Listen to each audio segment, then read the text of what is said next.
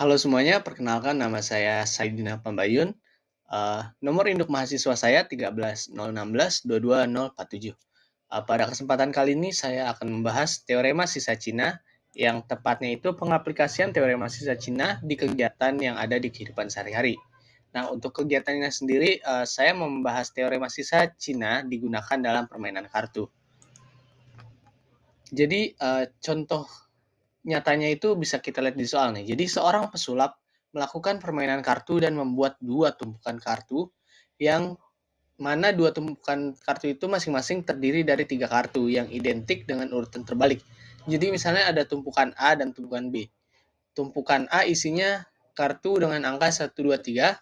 Nah, karena tumpukan B-nya itu bakal identik dan terbalik, jadi dia bakal jadi 3, 2, 1 urutannya, dan bisa kita lihat kalau ini 1, 2, 3, ini 3, 2, 1. Sama-sama ada 1, 2, 3 di dalam decknya. Nah, serta sang pesulap memerlukan X sebagai angka kunci untuk mengocok kartu. Jadi, untuk melakukan permainannya, dia harus mengocok kartunya. Nah, tapi kita belum tahu nih, kira-kira berapa kali kocok dan urutannya gimana, atau nggak ada urutan yang ditentuinnya untuk mengocok kartu-kartunya itu tadi. Nah, apabila selesai diacak, jadi pengacakannya bebas, ternyata nggak ada ketentuan yang spesifik. Sang pesulap mengambil satu kartu dari masing-masing tumpukan. Temukan nilai X apabila X kongruen negatif 1 mod M dengan M menyatakan banyaknya pasang kartu yang tersisa. Jadi misalnya tadi ada 3 kartu, diambil satu jadi 2, 3 kartu jadi ada 3 pasang totalnya, maaf.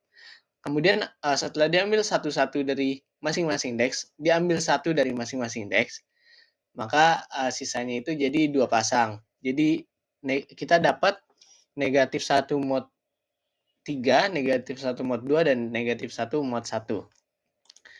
Nah, sesuai yang tadi saya udah bilang, kita mengetahui bahwa terdapat 3 sistem kekongruenan yang kita dapat dari soalnya tadi nih, yaitu X kongruen negatif 1 mod 3, X kongruen negatif 1 mod 2, dan X kongruen negatif 1 mod 1. Nah, dari ketiga sistem tadi nih, kita bisa simpulin kalau A-nya itu bernilai negatif 1 di seluruh sistem kekongruenan. Jadi bisa disimpulin kalau AI-nya itu sama dengan negatif 1. Karena A1, A2, dan A3-nya itu negatif 1. K1 dan K2-nya itu berurut-urutan adalah 3 dan 2. Diambil dari banyaknya pasang kartu yang tadi udah disebutin. Dan K-nya itu KPK ya. Jadi KPK dari 3 dan 2 itu kan 6. Terus dari situ kita bisa mencari KI nih, atau ya intinya KI. Dan RI detailnya tuh kayak gini. Jadi KI itu KPK dibagi dengan banyaknya pasang kartu tadi nih. Atau lebih tepatnya mod M dibagi sama M-nya. Nah, bisa kita dapat K besar satunya itu 6 dibagi 3, 2. K2-nya 6 dibagi 2, 3. Nah, habis dapat KI, kita bisa cari RI nih. Atau R dari urutannya itu sendiri. Jadi detailnya itu kayak yang tertera di layar. RI sama dengan K besar I, mohon maaf, inverse K besar I, atau K besar I pangkat min 1 mod K kecil I.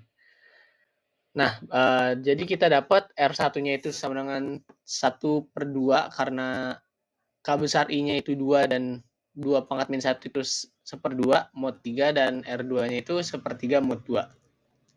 Terus bisa kita lanjutin nih, kita dapat nilai RI-nya dengan setelah kita hitung-hitung lah pokoknya. Jadi kan R1 sama dengan 1/2 mod 3. Karena bisa kita kaliin 2 di kedua sisi, jadi 2R1 sama dengan 1 mod 3, ya 1 mod 3. Terus kita bisa cari kan kelipatan 3 berapa yang kalau ditambah 1 itu bisa dibagi sama 2. Jadi kita bisa dapat 3 kali 3 tambah 1, hasilnya 10. Nah, 10 itu kan 5 kali 2. Jadi R1 sama dengan 5 mod 3. Tapi karena 5 itu masih bukan penyelesaian terkecilnya, dari mod 3 atau lebih tepatnya 5 itu masih bisa dibagi 3 dan masih ada sisanya. Jadi bisa kita langsung kecilin aja dan jadi 2. Nah, kalau ada kebingungan dalam mencerna perkataan saya tadi, mungkin bisa dilihat video-video di YouTube tentang modulus. Lanjut, konsep tadi kita pakai di R2 juga. Jadi sepertiga R2 sama dengan sepertiga mod 2 dikali 3 di kedua sisi, 3R2 sama dengan 1 mod 2. 2 kali berapa yang tambah 1 bisa dibagi 3, itu ternyata 2 kali 4. Tambah 1 jadi 9. 9 dibagi 3 itu 9 itu 3 kali 3. Kita bagi 3 di kedua sisi, terus R1-nya sama dengan 3 modulus 2. Karena masih lebih besar dari 2, kita cari hasil akhir yang di range 0 sampai 2 kurang 1 atau 0 sampai 1 untuk yang kedua. Jadi bisa kita dapat R2-nya itu sama dengan 1 modulus 2 atau 1. Nah, setelah kita dapat AI, KI, sama RI-nya, kita bisa menemukan solusi dari sistem perkongruenan linear yang tadi. Itu rumusnya kira-kira kayak gini. Jadi X kongruen A1K1R1 ditambah bla bla bla bla sampai AN dikali KN dikali RN modulus K besar atau di modulus mohon maaf KPK-nya. Terus tinggal kita masukin aja nih. Jadi kan karena cuma ada 2, jadi A1 kali K1 A1 kali K besar 1 kali R1 ditambah A2 kali K besar 2 kali R2. Terus kita hasilnya dapat negatif karena A1 dan A2-nya itu min 1, jadi langsung bisa jadi negatif aja nih di luar tanda kurungnya kayak yang kalian lihat. Terus jadi tinggal K1 yaitu 2, K besar 1 mohon maaf, yaitu 2 dikali dengan R1 2 ditambah 3 dikali 1. 3-nya itu tadi K besar 2-nya, 1 itu R2-nya. Terus modulusnya 6 karena tadi KPK-nya 6. Nah, kita bisa dapat X kongruen negatif 7 modulus 6. Nah, karena negatif 7 itu bukan penyelesaian terkecilnya, jadi bisa kita cari nih penyelesaian terkecilnya.